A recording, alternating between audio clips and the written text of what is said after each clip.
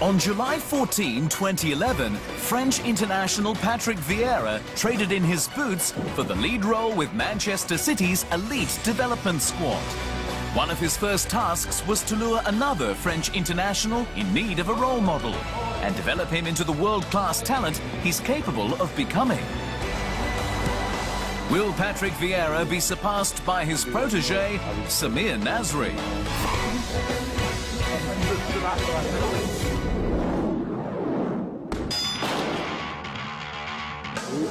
Born of Algerian descent, Nasri's career got off to a glorious start when he joined his home club Marseille when he was just 9. He made his senior debut at 17 and was named the French League's Young Player of the Year in 2007. 166 appearances later, he'd moved to Arsenal. He would play 125 matches for the Gunners, scoring 27 goals. He was named French Player of the Year during his time at the Emirates and was shortlisted for the 2011 PFA Player of the Year.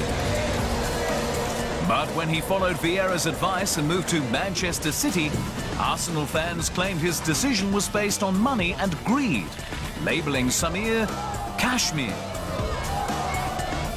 In 2012, he'd take part in City's first Premier League title in 44 years and celebrated by reminding Gunner fans that winning was the real motive behind his move.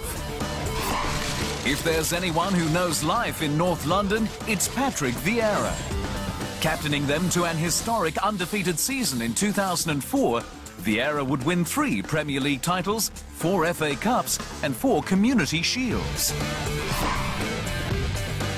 After 279 official matches and 29 goals, he travelled to Turin and followed that season with 3 Serie A titles with Inter.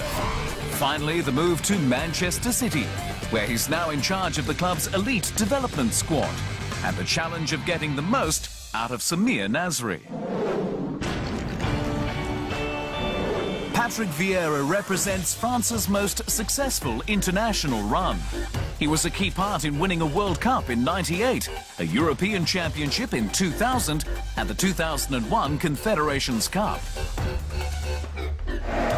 In stark contrast, Nasri has had a love-hate relationship with Le Bleu. At Euro 2008, defender William Gallas claimed Nasri was insolent, showing no respect to the club's seniority. The incident led to an on-field clash during a training session. Considered selfish and unwanted by then-coach Raymond Domenech, Nasri would eventually make Euro 2012 under new coach Laurent Blanc. He'd taint his goal against England with a celebration that did anything but silence his critics. And when France was eliminated from the tournament, he would unleash a vicious verbal attack on a journalist who'd received a series of F-bombs in reply to his request for an interview after their 2-0 loss to Spain. Michel Platini helped lighten the mood in negotiating a 3-match ban for Nasri when the French Football Federation was considering 2 years.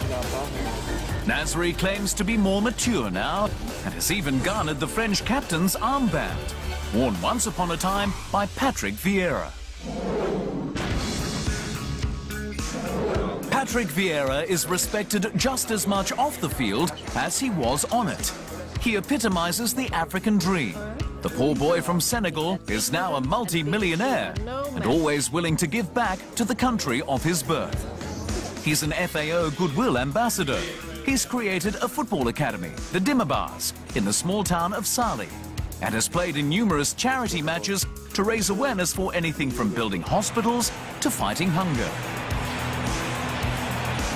Samir Nasri has also raised awareness, but not always the right kind. Building on his 3-game international ban, Nasri was recently banned from driving for 6 months because of unpaid speeding fines. He claims he didn't know his Mercedes was caught by local speed cameras on 3 separate occasions. Cameras didn't miss him shy away from a Robin van Persie free kick during a Manchester derby, manager Roberto Mancini accusing him of failing to put his body on the line. The incident nearly brought Nasri to tears, the disappointment in himself so great. But if Nasri doesn't pull himself together and come good on all that promise, he'll never be able to match his role model.